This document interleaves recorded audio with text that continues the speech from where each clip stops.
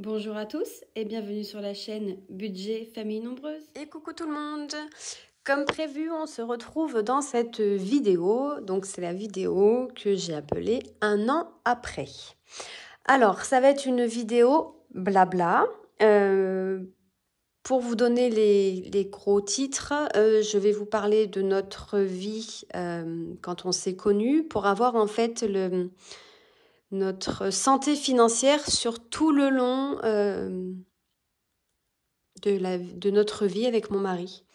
Puisque vous allez voir que on est passé par des hauts, des bas, des très bas, des hauts, des encore un peu moins hauts. Enfin, voilà.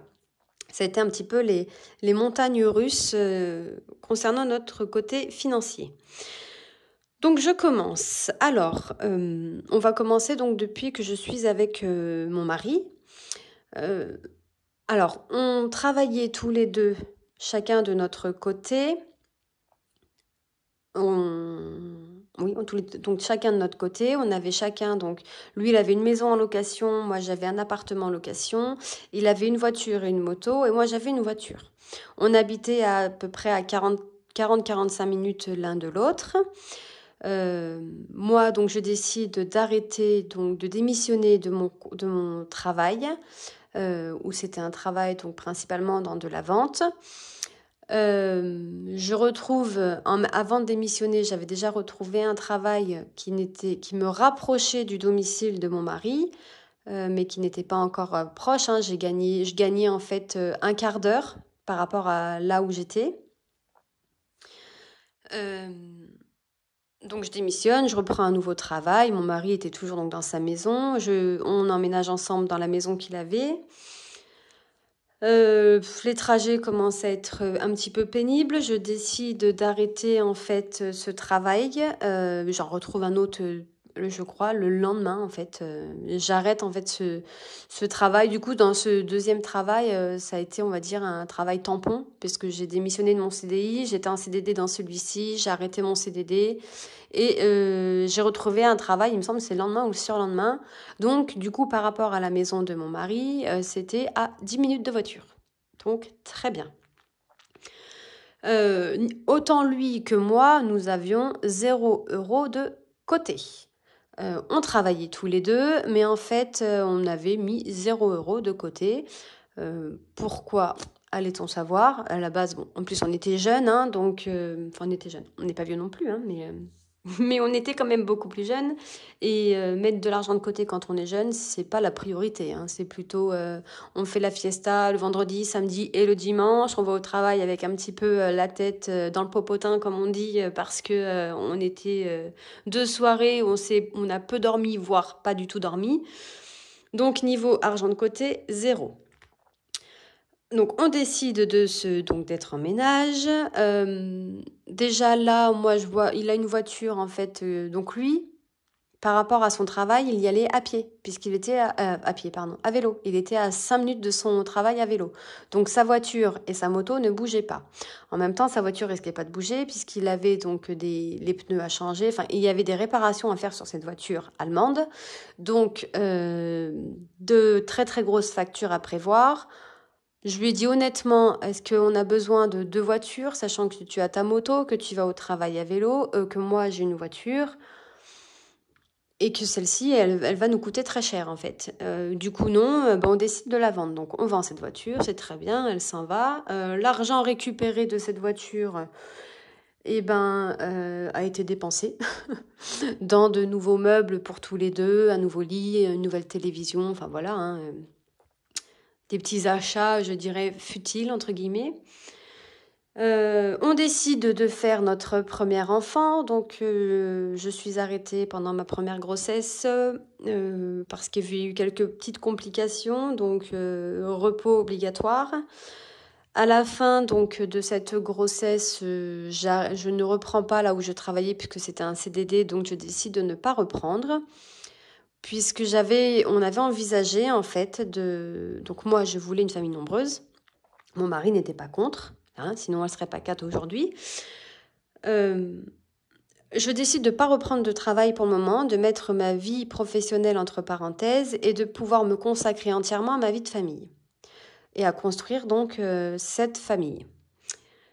Pour moi, le fait de vouloir des enfants, je les voulais rapprocher. Comme on dit, je voulais rester dans les couches. Donc j'en ai 4 pour rappel, 4 filles, la plus grande a 10 ans, la dernière a 5 ans. Donc vous voyez, elles sont très rapprochées. Et c'est un choix. Ça a été mouvementé, ça a été du sport, mais c'est un choix qu'on ne regrette pas aujourd'hui. Et de toute façon, même si on regrettait, on ne pouvait pas y changer. Donc je décide de mettre ma vie professionnelle entre parenthèses et de construire donc notre famille et de pouvoir profiter de mon congé parental puisque j'avais le droit, puisqu'à savoir que moi je travaille depuis l'âge de 17 ans. Donc j'avais cotisé assez pour avoir mon congé parental. On fait donc notre famille et là, pendant le congé parental, forcément, il y a eu un déménagement parce qu'on s'est rapproché de la famille suite à la naissance de la première. Donc, il y a eu des frais en plus. Donc, on n'avait toujours qu'une seule voiture et une moto. Donc, mon mari prenait la moto quand il faisait beau et la voiture quand le temps se prêtait pas à la moto. Je mets en place le système des enveloppes budgétaires avec les enveloppes papier blanche de la Poste qui après se sont transformées en bocaux de confiture puisque les enveloppes se déchiraient. On écrivait dessus au crayon de papier pour pouvoir gommer à la semaine ou au mois et en fait au bout d'un moment ça se déchirait. C'était problématique. Changer d'enveloppe tout le temps, ça m'agaçait. Donc on a décidé de prendre les bocaux. Mais alors je vous raconte pas le bruit des pièces à chaque fois quand on mettait une pièce dans ces bocaux. Ça nous cassait les oreilles, c'était dingue. Mais bon, c'était comme ça. Et en fait, ce qui nous restait dans nos enveloppes, donc on avait 4 enveloppes. Shopping, courses, divers, carburant. Et quand on avait du reste dans ces enveloppes, en fait, on les mettait pas de côté pour faire autre chose. Souvent, on les reprenait soit pour la semaine d'après, ou alors on se disait, tiens, on va se faire un resto. Mais en aucun cas, on s'est dit, on va mettre de côté pour plus tard ou pour anticiper une facture. Sachant qu'en plus, quand on mettait de l'argent de côté sur un livret, la plupart du temps, il repartait parce qu'il y avait une facture qui arrivait, parce qu'on avait envie de se faire plaisir, parce que, on les a dépensés. Donc au niveau de chaque fin de mois, on peut dire qu'il nous restait 0. Après, on mettait aussi beaucoup les restes dans l'enveloppe shopping, puisque à savoir que je me suis un petit peu éclatée avec mes filles, comme quand elles sont nées. Enfin, elles étaient toujours en petite robe, la petite barrette assortie, le petit serre-tête assorti. Enfin, c'était des poupées. Hein. J'ai adoré faire ça, je ne regrette pas. Hein. Certes, ça nous a coûté de l'argent, mais c'était tellement joli de les voir que je ne regrette pas. Aujourd'hui, aller mettre une robe, une barrette et un serre-tête assorti, c'est plus possible, hein, ça fonctionne pas. Hein. Donc voilà, du coup, ça fonctionne quand même malgré qu'on mette rien de côté. Sur la voiture qui nous reste, donc là a été le début, et je vais parler pas très poliment, mais des emmerdes. Notre voiture tombe en panne, facture il me semble de tête c'est 1700 et quelques, donc on va dire 1800 €. Ça m'a marqué quand même. On va la mettre au garagiste, hein, il la répare, on fait plusieurs chèques puisque avec son accord, hein, il a compris qu'on pouvait pas le payer, on n'avait pas les fonds de toute façon. On récupère la voiture à peu près 10 jours après. En échange, on avait une Twingo. Mon mari prenait la moto. Et la Twingo, en fait, ne roulait pas. En plus, la Twingo, il nous l'avait prêtée. Il y avait des voyants qui s'allumaient, donc c'était super. Premier chèque encaissé. Et là, bim, la voiture retombe en panne. On la ramène chez le garagiste, chez le même, puisqu'on a joué franc jeu. Hein, il nous sort la douloureuse, plus de 2000 €. Ok, bon, comment on fait, on ne sait pas. Par chance, on a de la famille qui nous a fait donc un prêt familial, comme on dit, donc il nous a avancé l'argent, donc a payé le garagiste et après on a remboursé cette personne par la suite. Au jour d'aujourd'hui, on lui doit plus rien. Donc déjà, ça devient compliqué. On se dit qu'il faudrait peut-être vendre la moto, mais bon, on a une voiture en fait qui arrête pas de tomber en panne. Ça fait déjà 2 fois, donc est-ce que ça va aller? Bon, on se dit, elle sort 2 fois de chez le garagiste, on n'aura pas de problème. Eh bien, figurez-vous que si. Cette voiture, on roule, et à chaque fois qu'on roulait, elle s'arrêtait, en plein milieu de la route. Super. Donc, il y avait encore les injecteurs. Enfin, les injecteurs plus autre chose. En fait, si vous voulez, cette voiture, c'était un chat noir. On l'a acheté, donc d'occasion chez un particulier. Les 6 premiers mois, rien à redire. Elle allait très bien, puissante, enfin super bien, toute option, génial. Et dès qu'elle a commencé à tomber en panne, en fait, chaque pièce qui ont été changées, du coup, c'est comme si toutes les autres demandaient à être changées et que les pièces qui ont été changées demandaient aux autres pièces d'être changées. Donc quand on soulevait le capot, en fait, presque tout était neuf. Donc rebelote une 3e fois chez le garagiste et alors là, c'était donc il y a eu le FAP, il y a eu des choses, des factures, mais vous pouvez même pas imaginer. Donc là le drame, puisque une facture était toujours en cours.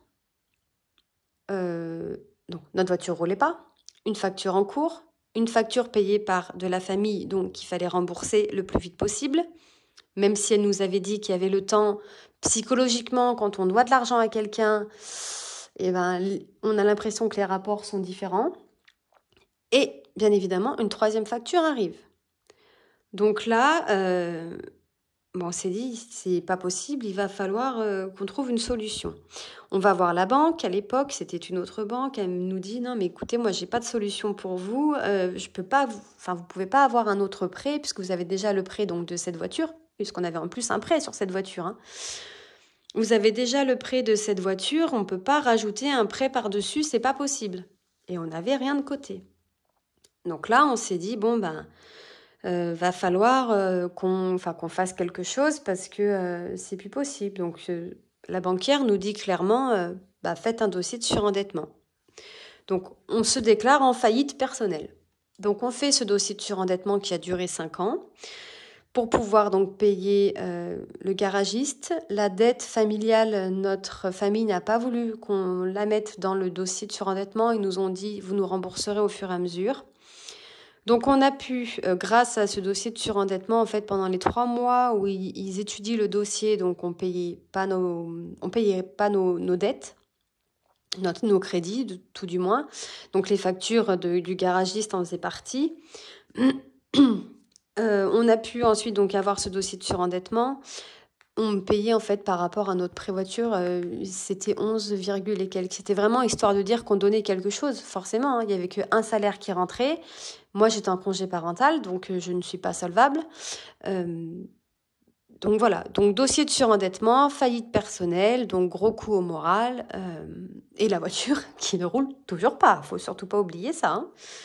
On reste en fait plus d'un an sans véhicule, juste avec la moto. Donc à devoir dépendre de tout le monde pour aller faire des courses. Enfin, c'est problématique et on se dit que, mon mari travaille. Moi, je voulais pas travailler parce que je voulais m'occuper de mes enfants.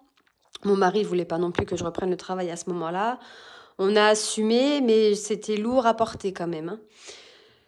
Hein. Ensuite, une fois que on répare la voiture, elle retombe encore une fois en panne.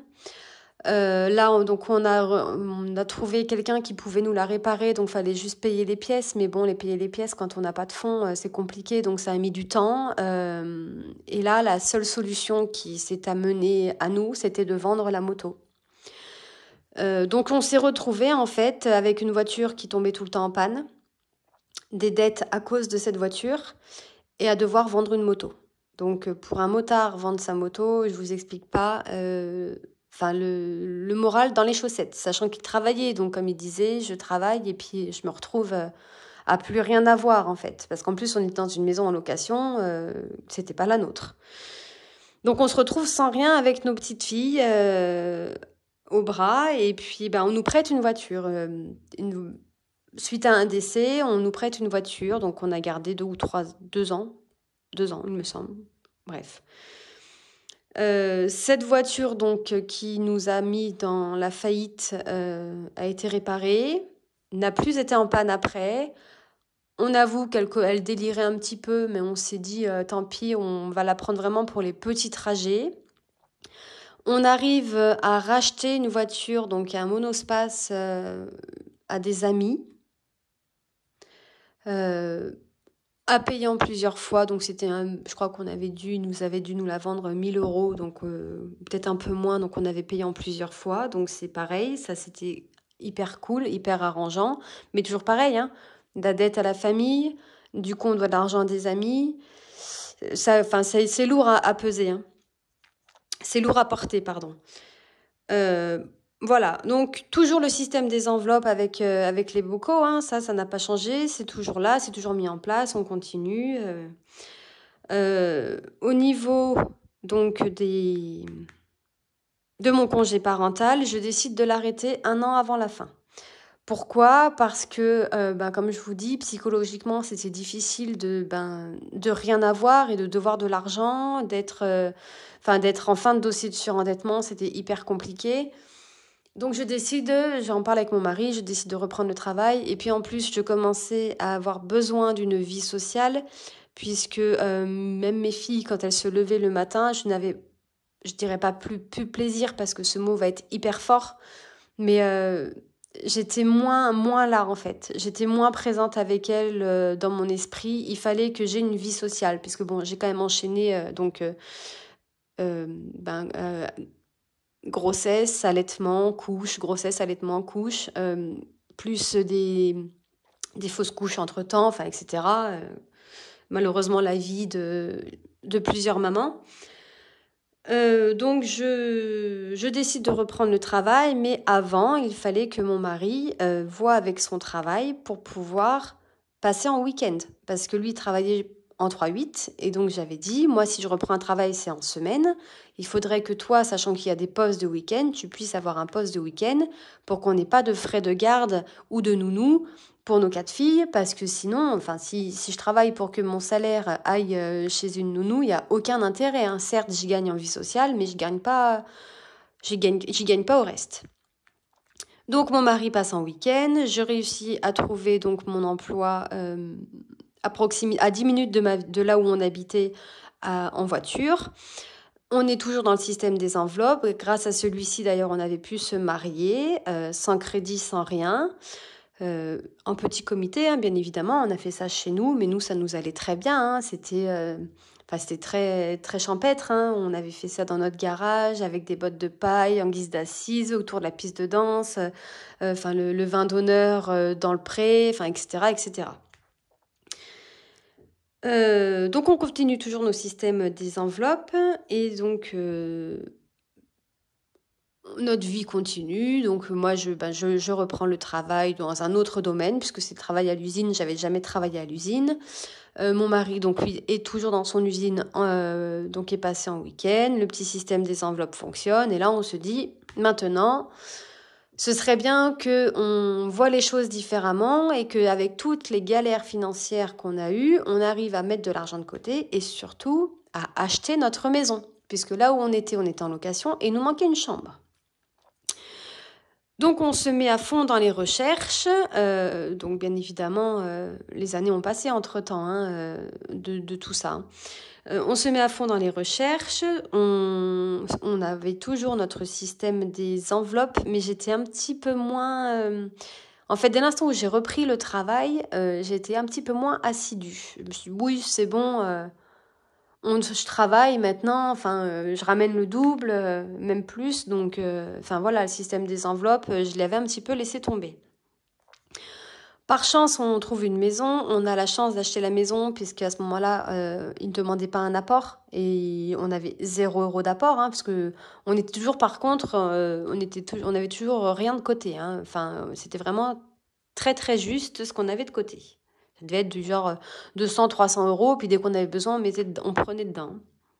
Alors qu'on a des bons revenus quand même. Donc c'était là le problème. On achète la maison, donc une maison avec travaux.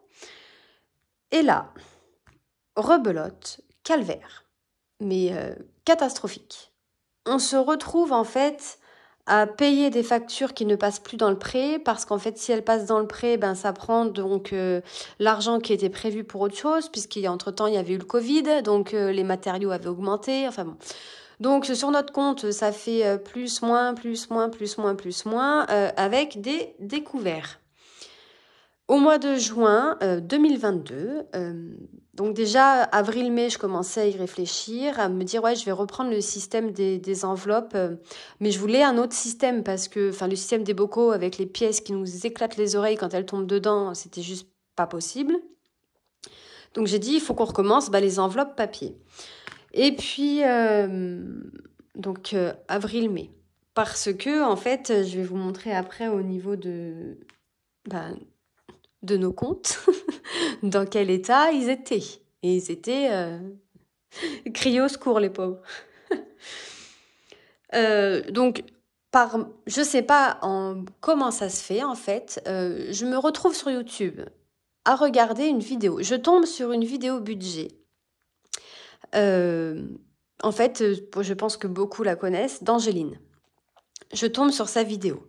Et je dis waouh, c'est super sympa avec les petites enveloppes zip, ça a l'air d'être trop bien, ça fait pas de bruit, des petits classeurs et tout. Ouais, je trouve ça cool. Donc je regarde plusieurs vidéos d'Angeline, du coup je commence à regarder d'autres vidéos, donc notamment celle de Marion. Donc oui, je vais citer des personnes, puisqu'il y a des personnes que j'ai vues depuis le début et que je continue à regarder en fait au jour d'aujourd'hui. Donc je tombe sur Marion. Marion, j'aime bien son système. Je commence à prendre des notes. Après, je tombe sur la vidéo donc de budget organisation. Donc pareil, je reprends des notes. En plus, elle fait une boutique. Donc tiens, et si on se lançait? Donc on se réveille en juin 2022 parce que nos comptes, c'était une catastrophe. Alors, pour vous dire, puisqu'il fallait qu'on remonte. Et je savais que en fin donc juin, on a fini à découvert. On a commencé le 15 juin, nos enveloppes budgétaires. Donc le mois de juin, on était à découvert et je savais très bien que tout le reste de l'année 2022 allait être dans le rouge vu toutes les factures qu'il fallait qu'on paye par rapport à la maison. Alors, nous voilà partis dans le détail de nos comptes. Alors, en juin, je vais faire comme ça pour éviter que vous voyez... attendez, on va prendre ça. Donc en juin, nous avons fini le mois à 283 € et 50 euros. 283 € et 50 centimes de découvert. Bon, vous allez me dire, c'est pas catastrophique, mais c'est déjà bien de trop. Ensuite, au mois de juillet, moins 196,27 €. Au mois d'août, moins 455,16 €. Sachant qu'en plus, là, il y avait donc toutes les activités, c'est-à-dire rentrée scolaire à payer, le centre de loisirs pour juillet-août, enfin toutes les charges qu'on a actuellement.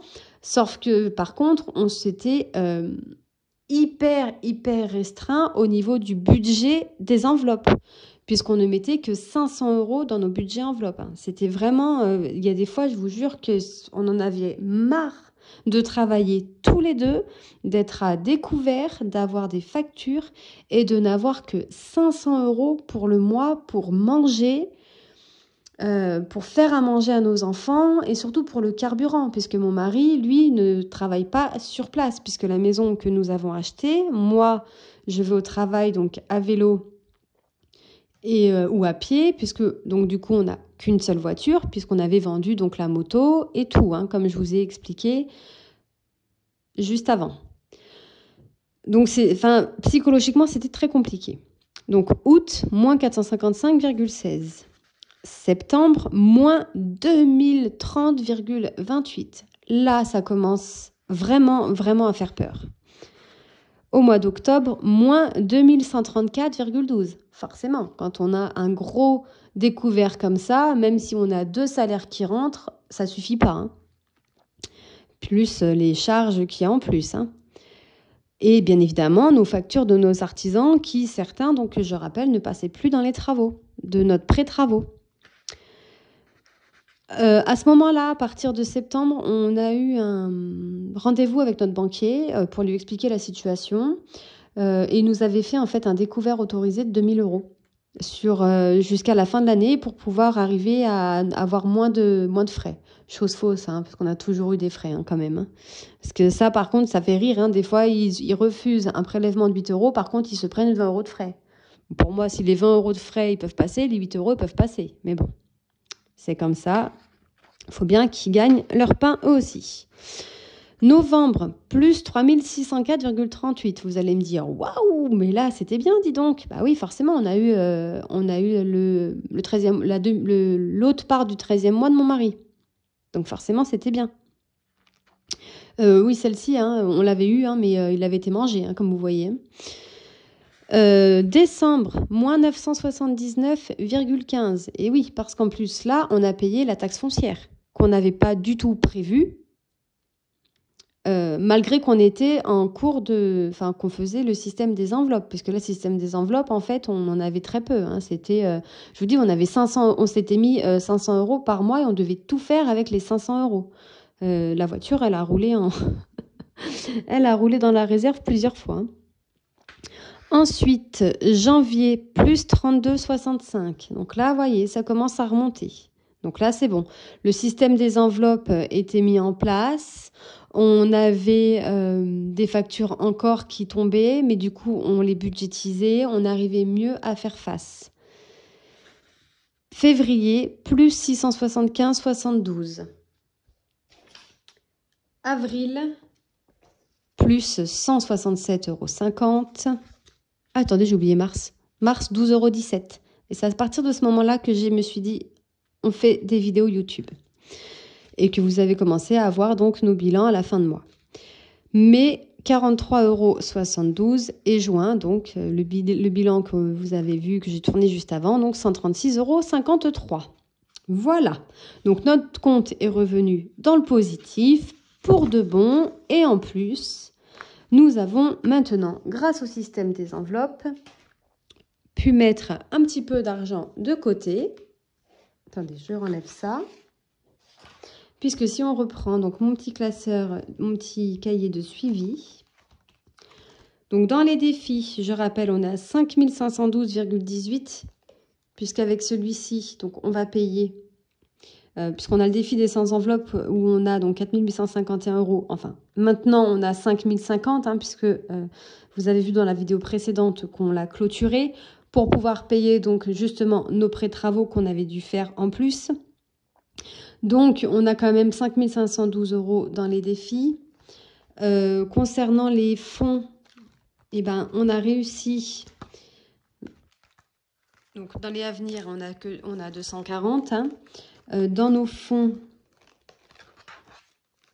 donc je reprends juste la vidéo du bilan. Hein. Dans nos fonds, on est à 3594 € dans nos fonds sur provision. Dans nos épargnes, donc là, pour le moment, on n'a pas beaucoup, mais chaque chose en son temps. Pour nous, adultes, on est à 1450. Donc, ça change quand même de 0 €. Hein. Il faut savoir qu'on était parti, on n'avait rien. En mois de décembre, en fait, quand on a commencé à pouvoir mettre de côté, on n'avait que 250 €. Hein. Donc, on a quand même bien avancé. Hein. Et après, bah, c'est les fonds plaisir où on est à 459, il me semble, de mémoire. Voilà, 459 €, donc dans nos fonds plaisir. Donc aujourd'hui, oui, on a réussi à avoir de l'argent de côté. Oui, nous allons solder nos 2 derniers petits prêts et il nous restera que notre prêt immobilier à payer actuellement. On envisage quand même par la suite de racheter donc une moto à mon mari, puisque le but pour lui, quand on l'a vendue, on s'est juré de pouvoir en racheter une. Et moi, personnellement, puisque comme je ne travaillais pas, j'ai toujours cette culpabilité de me dire qu'il a vendu cette moto alors qu'il était contre et qu'on n'a pas eu le choix. C'est une culpabilité que moi j'ai, hein, que lui, pour lui, je ne dois pas me rendre coupable, hein, bien évidemment. Hein, mais c'est mon côté personnel à moi qui me fait ressentir ça. Et voilà, aujourd'hui, tout fonctionne, tout roule. Ça, on est bien d'accord. Et je le dis et je le redirai jamais assez. C'est grâce au système des enveloppes budgétaire. Rien qu'en congé parental, on pouvait vivre correctement et on n'aurait pas eu tous ces incidents avec la voiture, on aurait été franchement encore mieux. Mais depuis que nous avons commencé donc ce fameux système des enveloppes avec ces petites enveloppes zip toutes jolies, bien évidemment on n'est pas obligé de les faire comme ça, hein, attention, hein, on peut très bien faire avec les enveloppes papier. Tout a fonctionné en fait. Comme vous pouvez voir, on est vraiment parti de loin, de très loin, avec des dettes, avec un dossier de surendettement. Aujourd'hui, on n'a plus de dossier de surendettement, on a bientôt plus de dettes, hormis notre prêt immobilier, bien évidemment. On a une maison. La voiture qu'on a rachetée, bien évidemment, elle est en location longue durée. Hein. Je ne fais pas de rachat de voiture à un particulier. Ça m'a servi. Maintenant, s'il y a une réparation à faire, j'y vais, je donne la clé, je repars, je signe, ils me rendent la clé. Je n'ai rien à payer et ça me convient ça nous convient très très bien. Donc voilà. Alors, je peux vous dire que donc des choses positives par rapport à ça, comme vous avez vu donc en fonction de mon cahier de suivi, donc tout est en positif, plus rien n'est en négatif. Psychologiquement, plus de poids sur les épaules, on le vit très bien, on se projette encore mieux, on a bien évidemment, on a des projets. Là, on s'est encore beaucoup, entre guillemets, je dirais, parce que bon, on a quand même des salaires assez conséquents, mais bon, on travaille tous les deux. Mais on s'est quand même assez privé puisqu'on voulait remplir nos prêts-travaux, remplir notre défi des 5050 pour pouvoir rembourser nos 2 prêts-travaux. Voilà, après, une fois que tout ça sera mis en place, on va pouvoir relâcher un petit peu et peut-être faire un petit peu plus de choses tous les mois. Mais voilà, ces 6 premiers mois de cette année 2023, on avait vraiment un objectif, c'était de remplir au maximum ce défi pour pouvoir rembourser nos prêts. Donc voilà, tout fonctionne, vous en avez eu la preuve. Après, il y a quand même quelques points négatifs, surtout quand on commence le système des enveloppes. Pour moi, en tout cas, on veut tout de suite. Et mon mari était pareil. Moi, j'en étais persuadée de ce système. Je savais qu'il allait fonctionner, je savais qu'il allait nous aider, je savais que grâce à lui, on allait faire des économies, qu'on allait pouvoir envisager de faire certaines choses. J'en étais sûre puisque j'avais vu déjà le résultat quand j'étais en congé parental avec le système des enveloppes en mode papier, sauf que je le faisais pas, on va dire, correctement. Donc j'étais sûre qu'il allait fonctionner. Mon mari, après, il voulait des résultats tout de suite. Donc c'est compliqué d'avoir des résultats tout de suite, surtout que nous, il fallait en plus qu'on renfloue en fait notre compte, puisqu'on était, je rappelle, on était en négatif.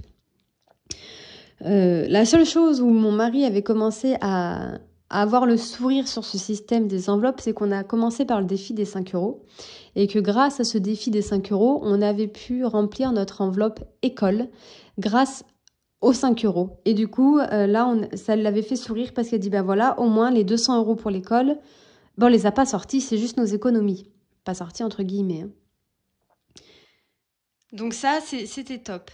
Mais voilà, donc on veut des résultats en point négatif, on veut des résultats tout de suite. Mais non, il faut prendre le temps et surtout, on ne démarre pas tous pour les mêmes raisons, on ne démarre pas tous avec le même état de compte, etc., etc. Après, pour moi, j'y pensais trop. C'est-à-dire que je vivais des enveloppes nuit et jour. Je calculais, je faisais des enveloppes dans ma tête. Enfin, je pensais qu'à ça. Et j'écrivais, et comment fallait que je fasse. Et je regardais plein de vidéos. Ah, j'ai mangé des vidéos. Je peux vous dire que j'en ai vu plein. Certaines vidéos m'ont plu, certaines vidéos m'ont moins plu. Certaines, leur fonctionnement me convenait pas du tout. Mais au moins, ça permet de voir comment nous, on fonctionne. Et c'est surtout de trouver notre manière. Parce qu'on ne fonctionne pas tous et toutes pareil. Donc voilà, on y pense trop, on vit que de ça, et faut trouver l'organisation. L'organisation, j'ai envie de dire que les 6 premiers mois, elle change. On dit, ah si, c'est bon, j'ai trouvé la bonne. Et puis en fait, paf, il y a un truc qui arrive, ah non, j'ai pas trouvé la bonne. Allez, hop, on reprend tout, on recommence. Donc, Un conseil que je pourrais vous dire, ne vous jetez pas tout de suite sur des belles enveloppes, ne vous jetez pas tout de suite sur des budgets planeurs à acheter, ou sachant que c'est pour faire des économies. Faites en fonction de vous, déjà commencez par des... Moi en fait celui-ci avant il était rempli de feuilles et j'écrivais tout sur feuilles en fait. Je faisais tous mes bilans sur feuilles, enfin j'avais rien fait au niveau de l'ordinateur. Après j'ai connu donc ma boutique créative suite à ces vidéos budgétaires qu'on retrouve sur YouTube sous budget organisation. Et là la pauvre, si tu passes par là d'ailleurs, coucou, je lui ai demandé à chaque fois des trackers, et elle m'a créé en fait mon budget planeur. Elle me l'a créé en version A6, toute simple, hein, que j'avais au tout début des vidéos dans un carnet bleu. Si jamais vous avez vu toutes mes premières vidéos, elles étaient dans un carnet bleu. Et en fonction de moi, comment je voulais m'organiser. Et après, donc voilà, il faut vraiment arriver à trouver donc son organisation et ne pas être pressé, parce qu'il y a toujours des choses qui changent. Même encore à l'heure d'aujourd'hui, moi, il y a des choses que je refais comme avant, des choses que j'ai envie de remodifier parce que je me dis que c'est pas encore bien, ça me convient pas trop. Enfin, voilà, il faut vraiment prendre son temps, bien réfléchir, et surtout, il faut arrêter de vouloir économiser plus. Alors moi, j'avais donc cette sensation, et je le faisais, hein, de devoir me priver en fait, parce qu'il me restait un billet de 10 € dans une enveloppe, et j'avais absolument envie de le garder pour la fin du mois en me disant « Cool, j'ai réussi à sauver 10 €. Waouh, trop bien !» Mais en fait non, c'est que, entre guillemets, je me suis privée. Donc au début, on a tendance on a notre argent, on a budgétisé. Donc si vous voulez, cet argent qu'on a budgétisé, qu'on a mis dans nos enveloppes, il est là pour être dépensé. Si on fait des économies sur ce budget-là, tant mieux. Mais sinon, il faut pas se prendre le chou en fait. Et moi, je me suis beaucoup pris la tête par rapport à ça, à vouloir économiser pour pouvoir avoir des enveloppes qui soient remplies, et surtout pour pouvoir arriver à avoir un petit peu d'avance et arriver à remonter nos découvertes qui étaient énormes. Voilà. Après, qu'est-ce que je pourrais vous dire de plus? Je pense que j'ai fait le tour. J'avais fait une petite note, hein, pour avoir la trame de la vidéo. Mais voilà, je vous ai expliqué donc tout notre parcours. Comme vous avez vu, donc on est passé donc par différents parcours financiers.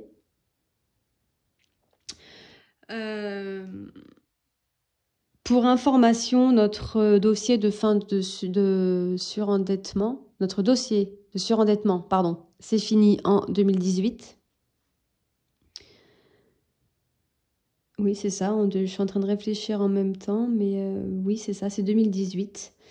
Et on a acheté notre maison donc en 2021.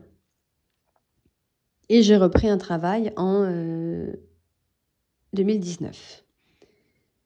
Voilà, donc vous avez eu notre parcours financier avec mon mari. Je vous ai expliqué donc le système des enveloppes que nous avons mis en place à partir du 15 juin exactement 2022. Voilà, donc les choses négatives, comme je vous ai dit, c'est on y pense trop, on a du mal à trouver son organisation, on veut des résultats tout de suite alors qu'il faut malheureusement être un peu plus patient. On se prive parce qu'on veut absolument avoir un billet à la fin du mois. Alors que non, ça se fait tout seul en fait. Et plus on avance, et plus ça se fait tout seul. Et on déculpabilise en fait. S'il reste 0 € dans l'enveloppe, il reste 0 € à la base. Ils sont là pour être dépensés. Et puis donc les positifs, comme vous voyez dans le suivi et dans le bilan des 6 mois, ça a fonctionné pour nous, et pour rien au monde, je n'arrêterai ce système des enveloppes budgétaires. Et je le continuerai. Et si bien évidemment je peux aider certaines personnes à le faire, ou à aider à mettre en place ce système-là, j'aiderai volontiers, puisque il y a du résultat, ça fonctionne. Je peux rien vous dire de plus que ça fonctionne, vous en avez vu. Vous avez eu la preuve, et puis du coup là je me répète et je me répète et je me répète. Sur ce, j'espère que cette vidéo vous aura plu, que vous avez appris donc un peu plus de choses sur nous. Et que pour les personnes qui sont assez sceptiques encore concernant ce système des enveloppes budgétaires, si ma vidéo ne vous a pas convaincu, essayez de vous lancer et vous verrez par vous-même. Voilà. Je vous dis à très vite dans une prochaine vidéo. Bye bye. Merci d'avoir regardé la vidéo et de vous être abonné à ma chaîne.